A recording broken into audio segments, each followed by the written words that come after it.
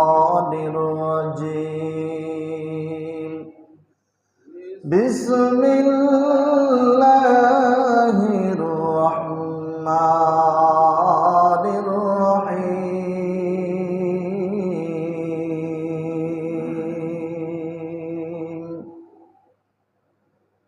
وأقيموا الصلاة وآتوا الزكاة واركعوا مع الراكعين.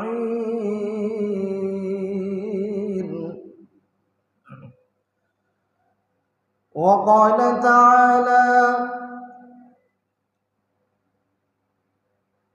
إنا أنزلناه في ليلة القدر وما أدراك ما ليلة القدر.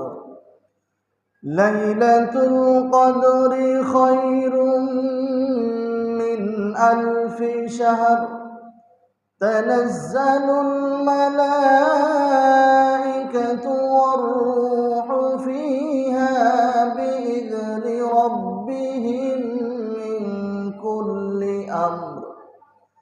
سلام هي حتى مطلع الفجر. صدق الله مولانا العظيم وصدق رسول النبي الكريم ونحن على ذلك من الشاهدين والشاكرين والذاكرين والحمد لله رب العالمين. সকলে আমরা দুরূদ ইব্রাহিম পড়ি। اللهم صل على محمد وعلى آل محمد كما صليت على إبراهيم وعلى آل إبراهيم إنك حميد مجيد.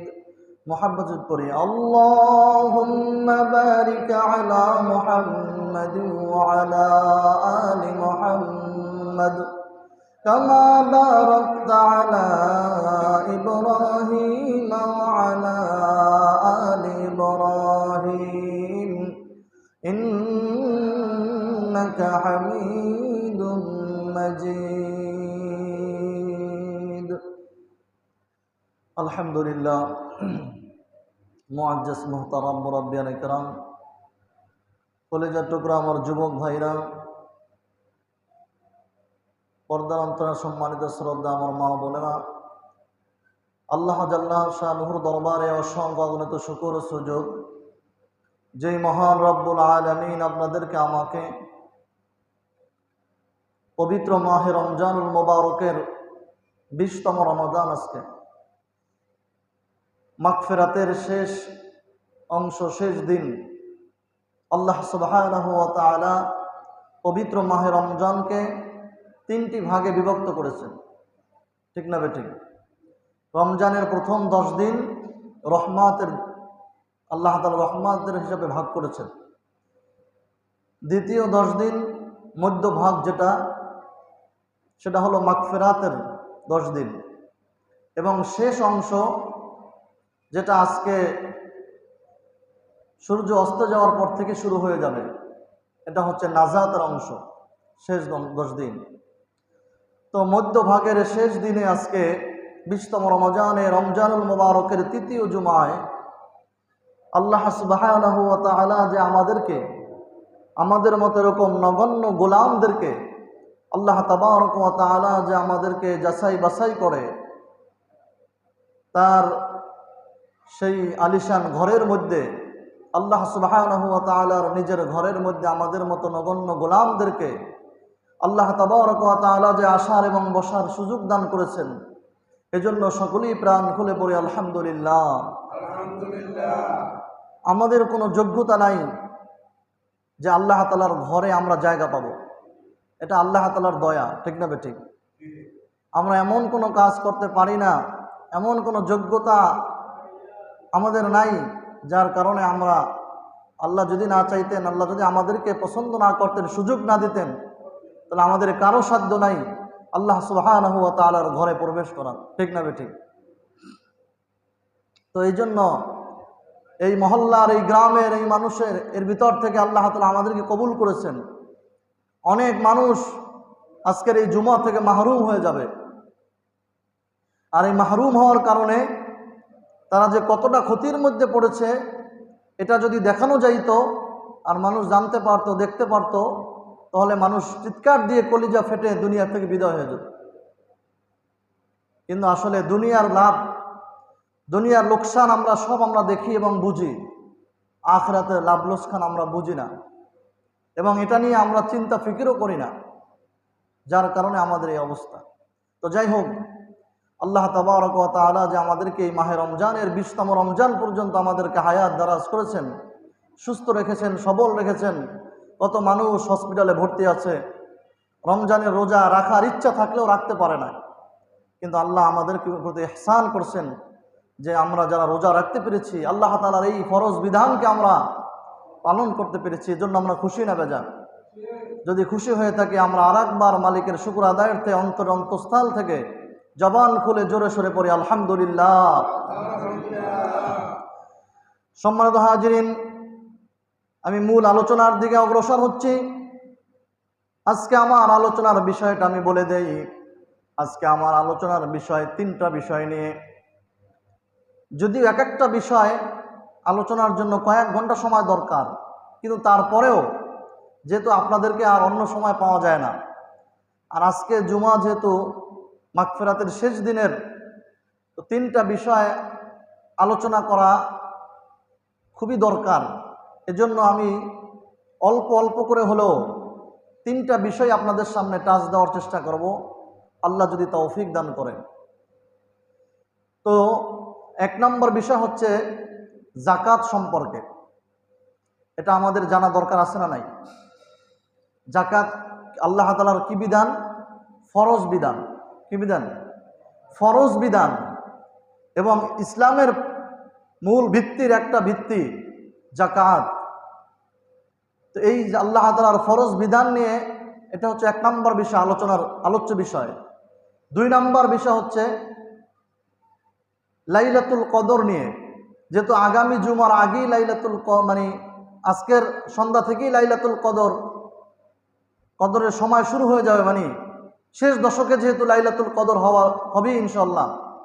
কারণ আল্লাহ তাআলা যেহেতু কোনো নির্দিষ্ট দিন বলেন নাই, হাদিসের ভাষা অনুযায়ী রমজানের শেষ দশকের বেজর রাত্রিগুলোর যে কোনো একদিন লাইলাতুল কদর হবে। অতএব আজকে সন্ধ্যা থেকেই সেটা আমাদেরকে অন্বেষণ করতে হবে, তালাশ করতে হবে। তো এই জন্য দ্বিতীয় বিষয় হলো লাইলাতুল কদর সম্পর্কে কিছু জানার এবং বলার চেষ্টা করব আমরা। তৃতীয় বিষয় হচ্ছে, এটা একটি গুরুত্বপূর্ণ বিষয়, সেটা হচ্ছে ইতিকাফ সম্পর্কে। রমজানের শেষ দশকের একটি বিশেষ আমল হচ্ছে মসজিদের মধ্যে 10 দিনের ইতিকাফ করা। তো এই 3টা বিষয় আমি আপনাদের সামনে আল্লাহ চাহে তো আলোকপাত করার চেষ্টা করব। সকলেই দোয়া করবেন আল্লাহ তাআলা যেন আমার জবান থেকে, কোরআন ও হাদিস থেকে মূল্যবান বাণী, যেটা আপনার এবং আমার অত্যন্ত অতীব জরুরি, আল্লাহ যেন সেই কথাগুলি বের করে দেয়। সকলেই বলি আমিন।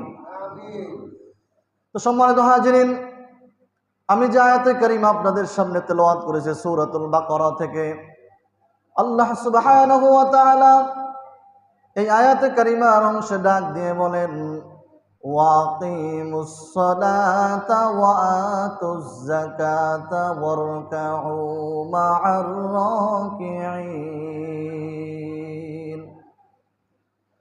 আমার আল্লাহ সূরাতুল বাকারার মধ্যে স্পষ্ট জানায় দেন, ওয়াকিমুস সালাত, হ্যাঁ দুনিয়ার মানুষেরা তোমরা সালাত কায়েম করো, নামাজ আদায় করো।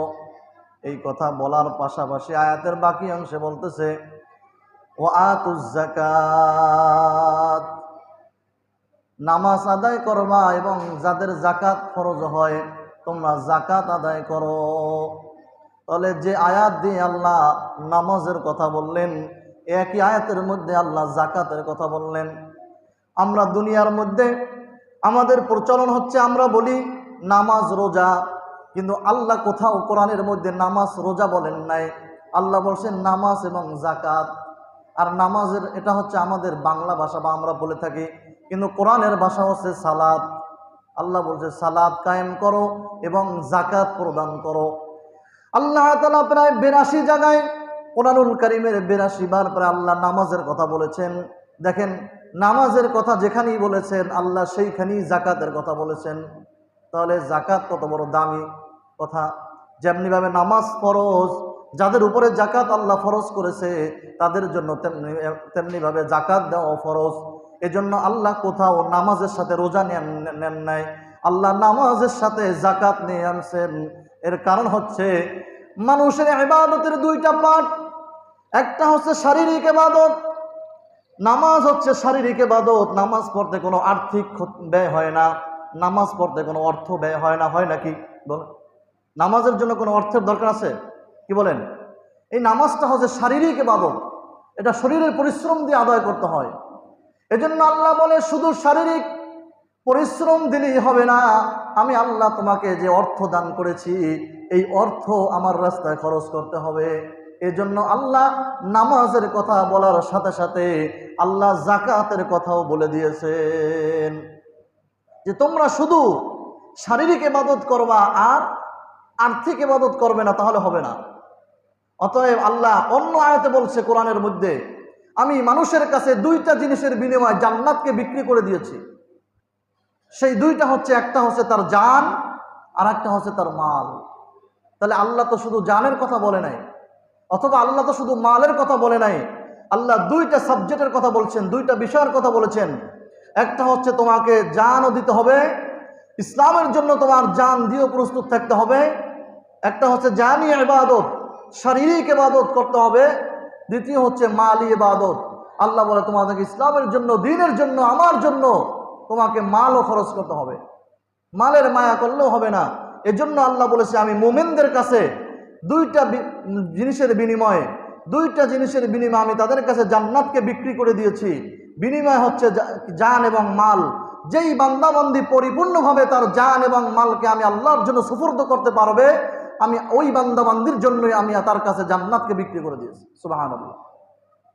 এখন তাহলে আমাদেরকে জানি ইবাদত করতে হবে, মালি ইবাদত করতে হবে। এজন্যই আল্লাহ তাআলা বলছেন ওয়াকিমুস সালাত, তোমরা নামাজ কায়েম করো, ওয়া আতুজ যাকাত, এবং সাথে সাথে তোমরা যাকাত প্রদান করো। অথচ আমাদের সমাজে দেখা যায় নামাজ ম্যাক্সিমাম যারা পড়ি, অনেকে তো নামাজও পড়ে না, কিন্তু নামাজ যারা আমরা পড়িও এর মধ্যেও অনেক মানুষ আছে আমরা যাকাত দিতে চাই না। কারণ সম্পদের প্রতি মায়া, মালের প্রতি মহব্বত, এই যে সম্পদের প্রতি মায়া, এই জন্যই আল্লাহ তাআলা আগেই জানিয়েছেন যে না, তোমাদেরকে যদি জান্নাত পেতে হয় তাহলে জান এবং মালের মায়া করা যাবে না। এই জানও আমি আল্লাহ দিয়েছি, মালও আমি আল্লাহ দিয়েছি, দেওয়ার পরে আবার আমি আল্লাহ পরীক্ষা নিতে চাই। আমি তোমাদের কাছ থেকে এই দুইটা জিনিস আবার আমি আল্লাহ চেয়েছি, তোমাদেরকে এই দুইটা জিনিসই তোমরা দিতে পারো নির্দ্বিধায়, যখন যেভাবে চেয়েছি ওইভাবে যদি আমার কাছে সুপর্দ করতে পারো তাহলেই তোমার জন্য ওই জান্নাত অপেক্ষা করতেছে। সুবহানাল্লাহ। আল্লাহ তাআলা সূরা বাকারার শুরুর দিকেও আলিফ লাম মিম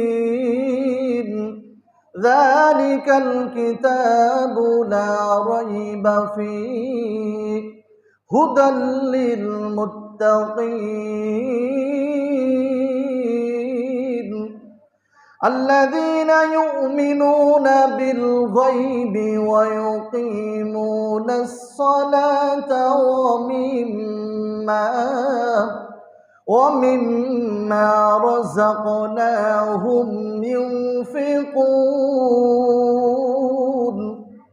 আল্লাহ বললেন আলিফ লাম মিম, এর অর্থ আল্লাহ ছাড়া কেউ জানে না, এটা একটা কোড নাম্বার মনে করেন। এরপরে আল্লাহ বলেন জালিকাল কিতাবু লা রাইবা ফি, আমি যেই কিতাব অবতীর্ণ করেছি এর মধ্যে কোনো সন্দেহ নাই, সন্দেহের কোনো অবকাশ নেই। এরপরে আল্লাহ বলতেছে হুদাল লিল মুত্তাকিন, তাহলে এই কিতাব দিয়ে তোমরা কি করবা? এই কিতাব কাদের জন্য? আল্লাহ বলে হুদাল লিল মুত্তাকিন, এই কিতাব মুত্তাকিনদের জন্য পথ প্রদর্শক। সুবহানাল্লাহ। এখন আল্লাহ বলেন মুত্তাকি কারা, সেই পরিচয় আল্লাহ দিতেছে আল্লাযীনা ইউমিনুনা বিল গায়ব। গায়ব, যারা গায়বের উপরে ঈমান এনেছে, যারা অদৃশ্যের উপরে ঈমান এনেছে। যেমন আমরা আল্লাহ দেখি নাই, আল্লাহকে দেখছি নাকি? আমরা জান্নাত দেখছি নাকি? জাহান্নাম দেখছি নাকি? দেখি নাই। এগুলি আমরা শুনছি, কোরআনে পাইছি, হাদিসে পাইছি। এই যে অদৃশ্যের উপরে আমরা বিশ্বাস করেছি। আল্লাহ বলে মুত্তাকিনদের এক নম্বর বৈশিষ্ট্য, তারা অদৃশ্যের উপর ঈমান আনে, না দেখা জিনিসকে তারা বিশ্বাস করে নিয়েছে। 2 নম্বরে আল্লাযীনা ইউমিনুনা বিল গায়ব ওয়া ইউকিমুনাস সালাত। 2 নম্বর বৈশিষ্ট্য হলো, গুণ হলো, তারা সালাত কায়েম করে। তারা কি করে? যথাযথ সালাত কায়েম করে। 1 নম্বরে তো ঈমান আনছে, 2 নম্বরে তারা সালাত কায়েম করে, যথাযথ নামাজ আদায় করে। এরপরে বলে ওয়ামিম্মা রাযাকনাহুম ইউনফিকুন। আল্লাহ নিজেই পরিচয় দিয়েছেন 3 নম্বর বৈশিষ্ট্য হলো, আমার দেওয়া মাল থেকে তারা আমার রাস্তায় খরচ করে। তার মানে তারা যাকাত প্রদান করে, দান করে। আল্লাহ তাআলা এই যে 3টা বৈশিষ্ট্যের কথা বললে, এই যে গুণাগুণের কথা বললে, এখানের মধ্যে আল্লাহ যাকাতের কথা নিয়ে আসছে, দানের কথা নিয়ে আসছে, যে তারা অদৃশ্যের উপর ঈমান আনে এবং তারা সালাত কায়েম করে এবং তারা যাকাত প্রদান করে। তারা হচ্ছে মুত্তাকি। সুবহানাল্লাহ। তাহলে বোঝা যায়, যেমনিভাবে নামাজ আমাদের জন্য ফরজ, তেমনিভাবে আল্লাহ তাআলার বিধান যাকাতও ফরজ, যদি আমরা সেই পরিমাণ মালের মালিক হই। সবার উপরে না, সবার উপরে না। কারণ আল্লাহ তাআলার ইসলামের 5টা মূল ভিত্তি আছে। 1 নম্বরে হচ্ছে কালিমা, যেটা ঈমান। 2 নম্বরে হচ্ছে নামাজ। 3 নম্বরে কি? যাকাত, অথবা কেউ 3 নম্বর রোজা। রোজা। তাহলে এই 3টা, কালিমা, ঈমান, নামাজ, রোজা, এই 3টা আমভাবে ধনী গরিব সকলের উপরে ফরজ, সকলের উপরে ফরজ। কিন্তু 4র্থ নম্বর যে ভিত্তিটা এবং 5ম নম্বর যেটা, 4র্থ নম্বর আছে যাকাত। এই যে যাকাত যেটা, এটা যাদের মাল হবে ওই পরিমাণ, তাদের উপর আল্লাহ ফরজ করেছে। এবং 5ম নম্বরে যেটা ভিত্তি, হজ, এটাও যারা হজের যাওয়ার মতো সেই অ্যাবিলিটি যাদের হবে, সেই পরিমাণ যাতায়াত খরচ বহন করতে পারে, তাদের উপর আল্লাহ তাআলা ফরজ করেছে। তাহলে 3টা হলো আমভাবে ধনী গরিব সকলের উপরে ফরজ। আর 4 এবং 5 নম্বর যে ইসলামের মূল ভিত্তি, স্তম্ভ, যেটার উপরে ইসলাম প্রতিষ্ঠিত, সেইটা হচ্ছে যারা সেই পরিমাণ মালের মালিক হবে তাদের উপরে ফরজ। এখন আমাদের জানার বিষয় যে তাহলে কি পরিমাণ মালের মালিক হলে কার উপরে আল্লাহ তাআলা যাকাত ফরজ করেছে, এটা আমাদের জানা দরকার না? অবশ্যই দরকার, কারণ এটা ফরজ বিধান আল্লাহ তাবারক ওয়া তাআলা। তাহলে কাদের উপরে যাকাত ফরজ? আল্লাহ তাবারক ওয়া তাআলা বলেন, যেই ব্যক্তির, নারী হোক পুরুষ হোক, দেখেন আগে বুঝতে হবে ইবাদত সকলের। ইবাদত কার? ব্যক্তিগত।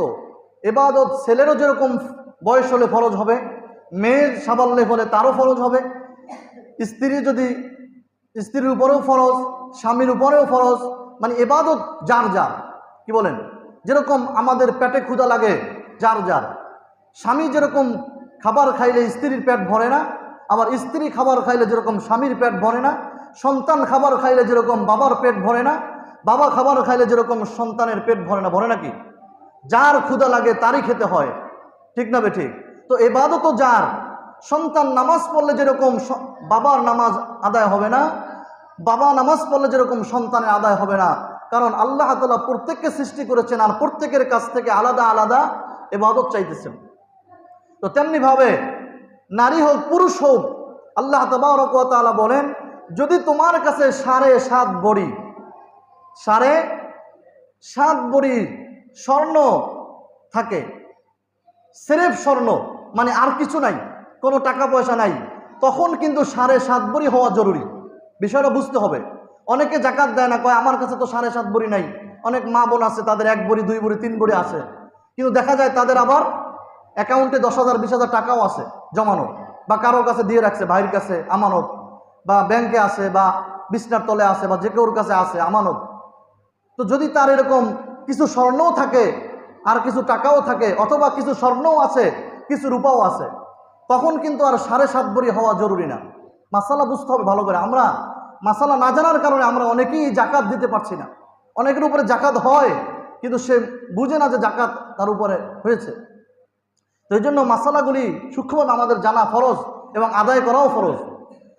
তাহলে যদি শুধু 21 স্বর্ণ থাকে, তার কাছে কোনো রূপাও নাই, তার কাছে কোনো নগদ ক্যাশ টাকা পয়সাও নাই, কিছু নাই, ব্যাংকেও নাই, তাহলে তার জন্য 7.5 ভরি স্বর্ণ হওয়ার আগ পর্যন্ত জাকাত দেওয়া লাগবে না। 7.5 ভরি হলে তারপর জাকাত দিতে হবে 2% শতকরা, ওই স্বর্ণের টাকা কনভার্ট করে আর কি, বাজার মূল্য হিসাবে, বিক্রয় মূল্য বর্তমান। আর যদি স্রেফ শুধু রূপা থাকে, কোনো স্বর্ণ নাই, তাহলে 52.5 তোলা রূপা থাকলেই জাকাত ফরজ হবে, তার আগে জাকাত ফরজ হবে না। তৃতীয় বিষয়টা হচ্ছে যে তার কাছে কিছু স্বর্ণ আছে, কিছু রূপা আছে, অথবা কিছু রূপা আছে, কিছু নগদ ক্যাশ আছে, টাকা আছে, ব্যাংকে হোক বা যে কোনো আছে, অথবা কিছু স্বর্ণ আছে, কিছু টাকা আছে, তো তার জন্য কি? তার জন্য হাদিসের ভাষা অনুযায়ী মাসালা হলো সে রূপার নিসাব ধরবে। কি নিসাব? রূপার নিসাব। যে 52.5 তোলা রূপার বর্তমান বাজার মূল্য কত আসে, তো 52.5 তোলার বর্তমান বাজার মূল্য এবছর যেটা হিসাব করে বিক্রয় মূল্য, ক্রয় মূল্য তো বেশি থাকে, বিক্রয় মূল্য কম থাকে, তো বিক্রয় মূল্য হিসাবে বর্তমান 52.5 তোলা রূপার মূল্য আসে 88,000 টাকা। এবং রূপা ভেদে কম বেশি হতে পারে, রূপার ক্যারেট আছে 21 ক্যারেট 22 ক্যারেট, তো 88,000 টাকা। তো বর্তমান 52.5 তোলা রূপার মূল্য হলো, বাজার মূল্য, বিক্রয় মূল্য হলো 88,000 টাকা। তো এই 88,000 টাকা যদি কারো কাছে থাকে, কতদিন থাকে? 1 বছর থাকে। তার সংসারের প্রয়োজন মিটানোর পরে, তার খাবার দাবার, চিকিৎসা খরচ, আসবাবপত্র, চলাফেরার পরে, তার সব এভরিথিং খরচ বহন করার পরে যদি কারো কাছে এই পরিমাণ টাকা থাকে বা এই পরিমাণ সম্পদ থাকে, চাই নারী হোক পুরুষ হোক, অনেক মহিলাদের কাছেও এই পরিমাণ সম্পদ আছে, অনেক নারীদের, আমার মা বোনদেরও এরকম টাকা আছে, কিছু গহনা আছে, এবং গহনার সাথে তার কিছু টাকাও আছে নগদ, তখন কিন্তু তাকে ওই গহনার 1 ভরির টাকার মূল্য ধরতে হবে। যে বর্তমান 1 ভরি টাকা স্বর্ণের মূল্য আছে 1,05,000 টাকা, হয়তো বা বিক্রয় মূল্য, ক্রয় মূল্য তারও বেশি, তো 1,05,000 টাকা হলে বাকি তার কাছে নগদ আছে 20,000 টাকা বা 10,000 টাকা, তাহলে 1,15,000 টাকা সে মালিক, বা এরকম যত টাকা থাকবে সেটা হিসাব করবে, জাকাত হিসাব করে দিতে হয়, পুঙ্খানুপুঙ্খ, পাই টু পাই, কারণ এটা ফরজ বিধান। এটার মধ্যে কোনো এলায় বেলায় কাটানোর কোনো সুযোগ নাই। এটা পুঙ্খানুপুঙ্খ হিসাব করতে হবে যে আমার কাছে কত টাকা আছে এবং আমি কার কাছে পাবো কত টাকা, ওগুলোও হিসাব করতে হবে। যেমন আমি অনেকের কাছে টাকা পাবো এবং পাওয়ার আশা আছে, কিছু আছে যে ধার দিছে আর পাবে না, আশা নাই, দেয় না, বা একেবারে আশার ছেড়ে দিয়েছে যে আর পাবে কিনা এরকম কোনো নিশ্চয়তা নাই, তাহলে ওটা বাদ। কিন্তু যেটা আমি পাবো, আশা আছে যে আমি পাবো, জানি যে পাবো, আজ হোক কাল হোক আমি টাকা পাবো, তাহলে ওই টাকার মালিক হলো ওই ব্যক্তি, ওই টাকাও হিসাব করতে হবে। এই হিসাব করে তাহলে যদি দেখে যে না 88,000 টাকা পরিমাণ তার মাল আছে, সম্পদ আছে, চাই সেটা ব্যবসায়িক মালও হতে পারে, কারণ 5টা জিনিসের উপরে জাকাত হয়। কয়টা পণ্যের উপরে? 5টা বিষয়ের উপরে। একটা হলো স্বর্ণ, স্রেফ রূপা, এটা তো আগেই বলছি, তারপর নগদ টাকা, তারপরে হলো ব্যবসায়িক পণ্য, কাঁচামাল হোক অথবা যেই মাল হোক, কাপড় চুপড় বলেন, রড সিমেন্ট বলেন, মানে ব্যবসায়িক পণ্য, এইগুলোর উপরে জাকাত আসে। বা মুদি মাল হোক, যে মালই হোক, ব্যবসায়িক পণ্য, যেটা দোকান না, যেটা সে ব্যবসা করে, এই দোকানের দাম না, দোকানের দাম ধরা, দোকান যত বড় হোক, যা হোক, বা দোকানে মেশিন আছে, দোকানে যেটা লাগে, ফ্রিজ আছে, বা যেটা প্রয়োজন, যেটা তার ব্যবসার প্রয়োজনীয় সামগ্রীও, এটা না, কিন্তু ব্যবসার পণ্য যেটা বিক্রয়যোগ্য, যেটা কি বিক্রয়যোগ্য, যেটা সে ক্রয় করেছে বিক্রয়ের জন্য, এইরকম পণ্য যেগুলি আছে, এই পণ্যগুলিও হিসাব করতে হবে যে আমার যদি এরকম 80,000 বা 88,000 টাকা পরিমাণ মাল থাকে, তাহলে আমার উপরে জাকাত ফরজ। এবং পঞ্চম নাম্বারে হলো গবাদি পশু। তো গবাদি পশুর উপরে দেখা যায়, এটা আবার বিষয় হলো যে গবাদি পশুর বিষয়ে জাকাত দিতে হলে এটা দেখা যায় 30টা গরু হওয়া লাগে, 30টা গরু মহিষ না হওয়া পর্যন্ত কি জাকাত হয় না। তবে এটা কোন গরু? যেটা জমিনে চৈরা খায়, যেটা নিজের ক্রয় করে ঘাস বা ভুসি বা যেগুলো নিজে ক্রয় করে খাওয়াতে হয় না, যেগুলো নিজেই জমিনে ছড়ায়া ঘাস খেয়ে বাঁচতে পারে, এরকম মাঠে চরণ বিলে যেগুলো থাকে, এরকম গরু যেটা নিজে ঘাস বা অন্য খাওয়াইতে হয় না নিজের টাকা দিয়ে, তাহলে এরকম যদি 30টা গরু মহিষ থাকে, তাহলে এক বছরে এক বছরের বাচ্চা জাকাত দিতে হয়। তো এরকম সচরাচর আমাদের এখন কম, কিন্তু আর ছাগলের বেলায় 40টা হলে এক বছর পরে এক বছরের বাচ্চা জাকাত দিতে হয়, এক বছরের ছাগল। আর যদি উট থাকে, উট থাকলে 5টা এক বছরের বাচ্চা। তো এগুলো আমাদের খুব কম আছে। তবে দেখা যায় যদি আপনার 2টা গরু থাকে, আপনি এবছর কিনছেন, 1 বছর 1.5 বছর পরে আপনি বিক্রি করবেন ব্যবসার উদ্দেশ্যে, এটা সম্পূর্ণ আপনার নেয়াজ। কিন্তু যদি আপনি দুধ খাওয়ার উদ্দেশ্যে কেনেন বা আপনার পরিবারের, তাহলে ওটার উপরে জাকাত আসবে না। কিন্তু যদি আপনার নেয়াজ থাকে যে আমি 2টা বাছুর কিনলাম, 2টা গরু কিনলাম, 1 বছর বা 1.5 বছর আগে কিনছি, আগামী বছর বিক্রি করব, তো ব্যবসায়, তাহলে এটা কিন্তু ওই ব্যবসায়িক পণ্যের মধ্যে ঢুকবে, এটা আপনার ব্যবসায়িক পণ্য হয়ে যাবে। যেরকম মানুষ ব্যবসা করে মুদিমাল, রড সিমেন্ট, টিন বা ইত্যাদি ইত্যাদি যত ব্যবসায়িক পণ্য আছে, তাহলে ওইটা হবে ব্যবসায়িকের সাথে, যারা এই গরু বা যে কোনো পণ্য কেনে সির্ফ ব্যবসার উদ্দেশ্যে, যে আমি এটা থেকে কিনলাম 1-1.5 বছর পরে আমি এটা বেচবো, তাহলে ওটা ওই টাকায় কনভার্ট করতে হবে যে আমার কয়টা গরু আছে ব্যবসার জন্য আমি কিনছি, তাহলে আমার 1 বছর যদি আমার কাছে আসে, তাহলে এই 1 বছর পরে আমাকে জাকাত দিতে হবে। এই টাকা কত টাকা আসে সেই হিসাবে লাখে কত 2500 টাকা। দেখেন, আমি কিন্তু মাসালা বলতেছি, এটা আমাদের প্রত্যেকের জানা জরুরি, কারণ আমাদের সমাজের মধ্যে অনেক মানুষের উপরে জাকাত ফরজ হয় কিন্তু দেয় না, অথচ সে নিজেও জানে না যে আমি একটা ফরজ বিধানকে আমি লঙ্ঘন করতেছি। আর জাকাত না দেওয়ার কারণে সে কিন্তু আর্থিকভাবে সে আরো দুর্বল হচ্ছে, দুনিয়াতেও সে আর্থিক উন্নতি হবে না। কারণ আল্লাহ রসুল বলে জাকাত মানুষকে কি করে, জাকাত পবিত্র জিনিস, জাকাত তোমার সম্পদকে পবিত্র করে দেয়, আর এই জাকাত তোমার সম্পদকে বৃদ্ধি করে। আরো জাকাত না দেওয়ার কারণে মানুষের সম্পদ বৃদ্ধি পায় না, বরং আরো লস হয়। এবং জাহান্নামে কি হবে, আল্লাহ রসুল বলে যার উপরে জাকাত ফরজ হলো, সে যদি জাকাত না দিয়ে ইন্তেকাল করে, কিয়ামতের ময়দানে ওই সম্পদগুলিকে আল্লাহ তাবারক ওয়া তাআলা বিষাক্ত সাপ রূপে জাহান্নামের সাপ তৈরি করবেন এবং তার গলার মধ্যে ওই বিশাল সাপ ঝুলিয়ে দিবে। আল্লাহ রসুল হাদিসের মধ্যে বলে ওই সাপের টেকু থাকবে, মানে মাথা ট্যাগ থাকবে, মাথায় কোনো পশম থাকবে না, কারণ এত বিষাক্ত হবে। এই বিষাক্তের কারণে তার মাথার সমস্ত লোমগুলি পড়িয়ে গেছে এবং এই চোখের মধ্যে 2টা কালো দাগ থাকবে ফুটফুটে, মানে সে এত গরম মেজাজের সাপ, 2টা চোখের মধ্যে ফুটফুটে কালো দাগ থাকবে এবং মাথা টেকুওয়ালা সাপ হবে। এই সাপগুলি ওই জাকাত না দেনেওয়ালা মানুষের গলার মধ্যে ঝুলিয়ে দেওয়া হবে। আল্লাহ রসুল হাদিসের মধ্যে বিস্তারিত বলেন, এবং ওই সাপের মুখগুলি এই যে চোয়ালের মধ্যে, মানুষের জিহ্বার মধ্যে এবং ঠোঁটের মধ্যে কামড়িয়ে ধরে আর বলতে থাকবে, ওই সাপের জবান খোলা থাকবে, আর ওই সাপ বলতে থাকবে, আমি তোমার সেই মায়াকৃত গচ্ছিত সম্পদ, যেটা তুমি মায়া করে ধরে রাখছিলা, যেটা তুমি নিজেও খেতে পারো নাই, তুমি রেখে আসছিলা দুনিয়ায়, সম্পদের পাহাড় গড়ে আসছিলা, জাকাত দাও নাই, গরিবের হক তুমি দাও নাই, তোমাকে আল্লাহ লাখ লাখ টাকার মালিক বানিয়েছে, যে আল্লাহ তোমাকে 1 লক্ষ টাকা দিয়ে মালিক বানিয়েছিল। আল্লাহ চাইলে তোমাকে রাস্তার ভিখারি বানায় রাখতে পারতো, কিন্তু আল্লাহ তোমাকে 1 লক্ষ টাকার মালিক বানিয়েছিল। বছর শেষে তোমার 1 লাখ টাকা ছিল, কিন্তু তুমি আরো 1000 টাকা জাকাত দাও নাই হিসাব করে। এরকম যত সম্পদই হোক, ওই যে তোমার আদর করা, আমাকে যে আদর করে বড় বানাইছো, পুষ্য, আজকে তোমার সেই আদরের সম্পদ আমি, নাউজুবিল্লাহ।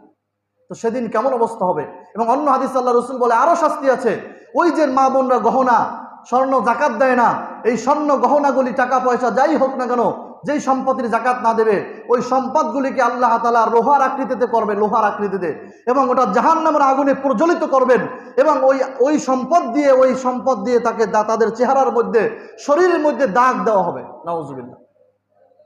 এরকম বিভিন্ন প্রকারের শাস্তির কথা আসছে। তো এই জন্য সম্মানিত হাজিরিন, আল্লাহ যেহেতু আমাদেরকে, যাদেরকে সম্পদের মালিক বানিয়েছে, আমাদেরকে বছরে একবার হিসাব করে এই জাকাতটা দিতে হবে যে আমার কি পরিমাণ সম্পদ আছে। হ্যাঁ, আপনার যদি ঋণ থাকে, আপনি ঋণও মাইনাস করবেন, আপনার কত টাকা আছে, ব্যবসায়িক কত পণ্য আছে, স্বর্ণ আছে কতটুকু, রূপা আছে কতটুকু, নগদ টাকা আছে কত।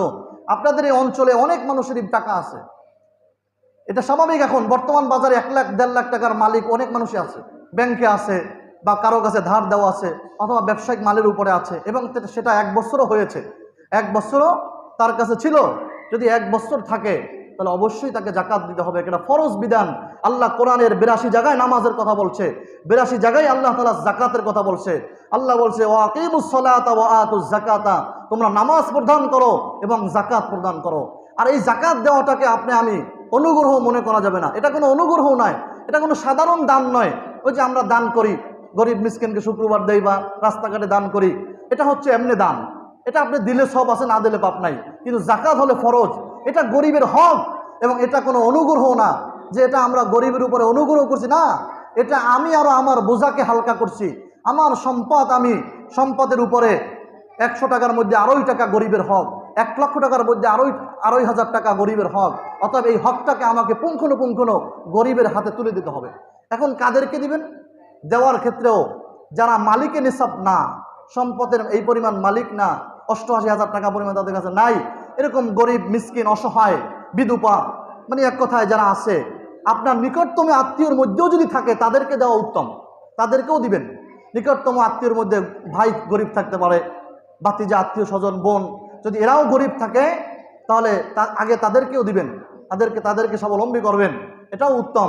এরপরে আপনার আত্মীয় স্বজন বা পাড়া প্রতিবেশী যারাই গরিব আর মিসকিন আছে, অসহায়, তাদের সবাইকে এই জাকাতের মাল দেওয়া যাবে। অথবা এতিমখানা, মাদ্রাসা, মসজিদে কিন্তু দেওয়া যাবে না, কারণ মসজিদে জাকাতের মাল খাওয়ার উপযুক্ত নয়। মসজিদ গরিব নয়, মসজিদ আল্লাহর ঘর, এখানে সাধারণ দান দিতে হবে, এখানে জাকাতের কোনো অংশ মসজিদে দেওয়া যাবে না। মাদ্রাসায়, কোন মাদ্রাসায়? প্রাইভেট মাদ্রাসায় না, যেগুলো লিল্লা বোর্ডিং, এতিম মিসকিন পড়ে, ওই এতিম মিসকিনের যেখানে আছে তাদের ভরণ পোষণ ব্যবস্থার জন্য জাকাতের মাল ওখানে দেওয়া যাবে। তো সম্মানিত হাজিরিন, এই জাকাতের বিষয়ে আর বিস্তারিত অনেক আলোচনা করা লাগে, কিন্তু সময় যেহেতু শেষ, এই বিষয়ে আমি আর দীর্ঘায়িত আলোচনা করতে পারলাম না। আপনারা আলেমদের কাছে যে বুঝে বুঝে বাজান, এই দুনিয়া আমরা কেউ থাকবো না, এই সম্পদ আল্লাহ দিয়েছে, যদি আমি এই সম্পদ কার জন্য রেখে যাব? আমি সম্পদ কামাই করে কারি রেখে গেলাম, অথচ এই কবরে যাওয়ার পরে এই জাহান্নামের শাস্তি ভোগ করতে হবে আমাকে, তাহলে আমি কেন এই জাকাত দিব না? আমার আল্লাহ যদি আমাকে 1 লাখ টাকা দিতে পারে, আমার 2.5 টাকা দিতে অসুবিধা কোথায়? আমার আল্লাহ আমাকে ব্যবসায়িক বানিয়েছে, আমার আল্লাহ আমাকে টাকার মালিক বানিয়েছে, তাহলে আমি ব্যবসার মাল হিসাব করে জাকাত কেন দিব না? আমি প্লাস মাইনাস করে আমার সব কিছু ঋণ ফিন মাইনাস করে আমি যেটা আমার মূলধন আছে 1 বছর পর্যন্ত, ওটার উপরে আমি শতকরা 2.5% হিসাব করে জাকাত দিয়ে দেবো। যদি না বুঝেন, আপনি ইমাম সাহেবের কাছে যায়, আলেমদের কাছে যায়, অথবা ইউটিউবের মধ্যে এখন মাসালা পাওয়া যায়, যেভাবেই হোক আপনাকে জেনে এটা আদায় করতে হবে, যদি আল্লাহর কাছে আমরা মাপ পাইতে চাই। নচেত আমরা ধরা খেয়ে যাব। নামাজ পড়ার পরে আমরা জাকাতের মাসালায় ধরা খেয়ে যাব। নামাজ যেরকম ফরজ, রোজা যেরকম ফরজ, এমনিভাবে জাকাত ওই ব্যক্তির উপর